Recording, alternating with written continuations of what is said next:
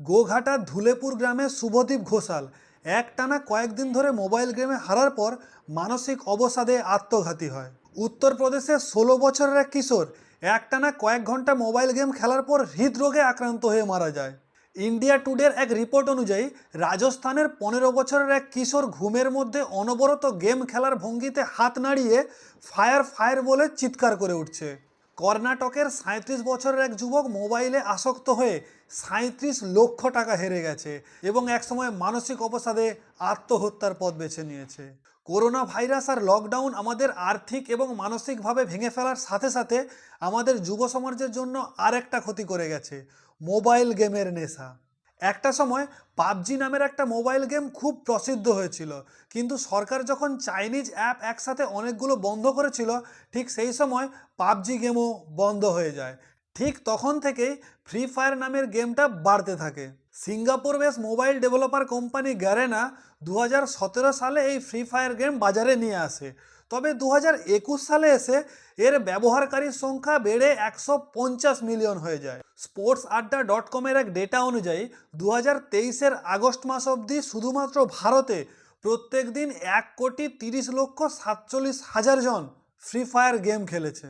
যে কোনো প্লেয়ারের জন্য এই গেম প্রথমে ফ্রি থাকলেও পরে তারা এর পিছনে টাকা খরচ করতে শুরু করে। কম বয়সে কম ডিসিশন নেওয়ার ক্ষমতার কারণে প্রথমে তারা মায়ের বা বাবার পকেট থেকে, তারপর আরেকটু বুদ্ধি লাগিয়ে অ্যাকাউন্ট থেকে টাকা চুরি করতে শুরু করে। গুজরাটের 12 বছরের এক কিশোর এরকমই একটা মোবাইল গেম খেলার জন্য মা বাবার কাছ থেকে 3 লক্ষ টাকা চুরি করে।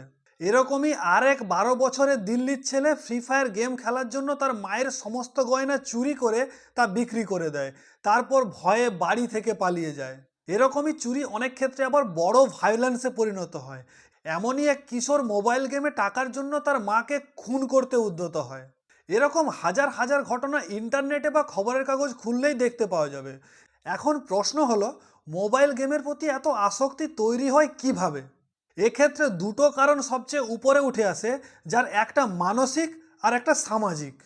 প্রথমত জানব যে কোনো কিছুর প্রতি নেশা বা আসক্তির কারণ কি। যখন আমরা এক্সাইটমেন্টের মধ্যে আনন্দ পাওয়ার জন্য কিছু করি, তখন আমাদের মস্তিষ্কের মধ্যে ডোপামাইন নামক হরমোন ক্ষরিত হয়, যাকে ফিল গুড হরমোন বলা হয়। সময়ের সাথে সাথে এই ডোপামাইনের মাত্রা না বাড়তে থাকলে আমাদের ভালো লাগা ধীরে ধীরে চলে যায়। সেই জন্য আমরা ওই ভালো লাগা কাজটা করার পরিমাণটা বাড়িয়ে দিই। এটা সহজভাবে বোঝার জন্য ওই মোবাইল গেমকেই উদাহরণ হিসাবে ধরি। যেমন আজকে একটা গেম শুরু করে তার প্রথম লেভেলটাই খেলে আমরা যেরকম আনন্দ পাই, ঠিক দ্বিতীয় দিন আর তৃতীয় দিন সেই প্রথম লেভেলটাই খেলে আমরা সেই একই রকম আনন্দ আর পাই না। সুতরাং সেই গেম থেকে একই পরিমাণ আনন্দ পাওয়ার জন্য আমাদের সেই গেমের লেভেলটা বাড়াতে হয় আর গেম খেলার সময়টাও বাড়াতে হয়। আর এখানেই মোবাইল গেম ডেভেলপার কোম্পানিগুলো আমাদের ফাঁদে ফেলে, কারণ আমরা ফ্রি ফায়ারের মতো যে গেমগুলো খেলি তার শেষ লেভেল বলে কিছু নেই।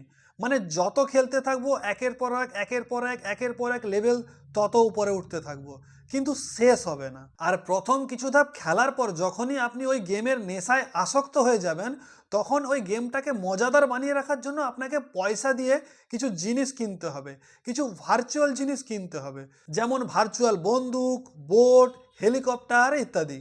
এই কেনারও আবার কোনো শেষ নেই, কারণ ডেভেলপাররা গেমটাকে এমনভাবে ডেভেলপ করতে থাকে যে আমরা একটা গোলাকার ফাঁদের মধ্যে আটকে যাই। এ তো গেল মানসিক কারণ। এবার জানবো সামাজিক কারণ কি। এক্ষেত্রে আমার নিজের জীবনের একটা উদাহরণ দিই। এক সময় ক্যান্ডি ক্রাশ নামের একটা গেম খুব জনপ্রিয় হয়েছিল।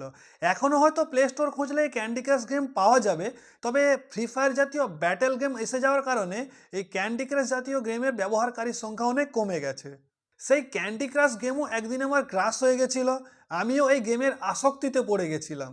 তবে যখন এই গেমটার ওই 200 থেকে 210 লেভেলের মধ্যে গেমটা একঘেয়েমি লেগে বোরিং হতে শুরু করে, তখনই কোনো বন্ধু এসে দেখায় যে সে ক্যান্ডি ক্রাশে 500 লেভেল অবধি পৌঁছে গেছে।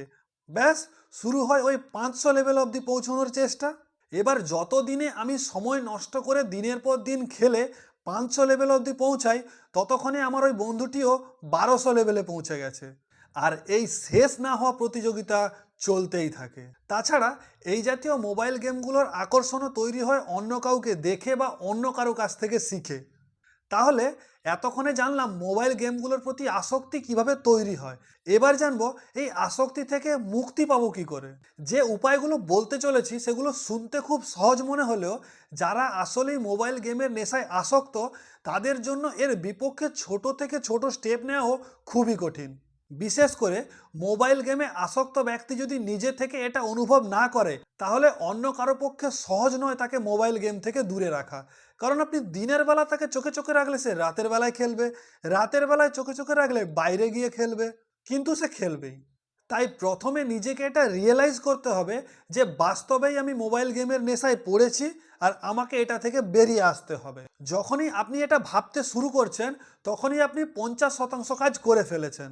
এবার আপনাকে সময়ের দিকে চোখ রাখতে হবে, কারণ একটু খেলে নেই বলে 3-4 ঘন্টা মোবাইলটা হাতে নিয়ে যে সময়টা নষ্ট করলেন, মোবাইল গেম বন্ধ করার পর একবার মাথায় জোর দিয়ে একটু ভাববেন যে এই 3-4 ঘন্টাতে আমি কি প্রোডাক্টিভ করতে পারতাম।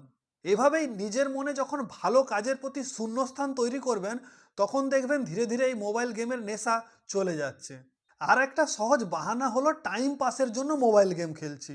ভাই, জীবনে আমরা এত টাইম হাতে নিয়ে আসিনি যে আমাদের টাইম পাস করার জন্য কোনো বেকার কাজ করতে হবে। তাই টাইম পাসের বাহানায় মোবাইল গেম না খেলে টাইমকে ব্যবহার করতে শিখতে হবে। আর তার জন্য ইউটিউব ভিডিও বা ইন্টারনেটের সাহায্য নিতেই পারেন, তাতে কোনো সমস্যা নেই। আসলে ইন্টারনেট থেকেও প্রোডাক্টিভ জিনিসটা দেখতে হবে। কম বয়সী বাচ্চাদের ক্ষেত্রে আবার মোবাইল গেমের নেশা ছাড়ানো একটু বেশি মুশকিল, কারণ এতক্ষণ ধরে যে সমাধানগুলো বললাম সেগুলো তাদের ক্ষেত্রে খাটে না, কারণ তাদের সেলফ রিয়েলাইজেশনের বয়সটাই তো হয়নি।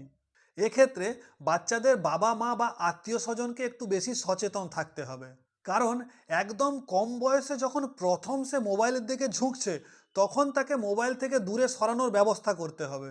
কম বয়সী বাচ্চাদের মোবাইল থেকে দূরে রাখতে আমাদের এই ভিডিওটা দেখে নিতে পারেন, ডেসক্রিপশানে লিঙ্ক দেওয়া থাকবে। আশা করছি ভিডিওটা যুক্তিযুক্ত লেগেছে। ভালো লাগলে লাইক করে উৎসাহ বাড়াবেন। এরকম ভিডিও আরও দেখতে হলে চ্যানেলটিকে সাবস্ক্রাইব করবেন। ভালো থাকবেন সবাই, দেখা হবে আগামী ভিডিওতে। আজকের জন্য ধন্যবাদ।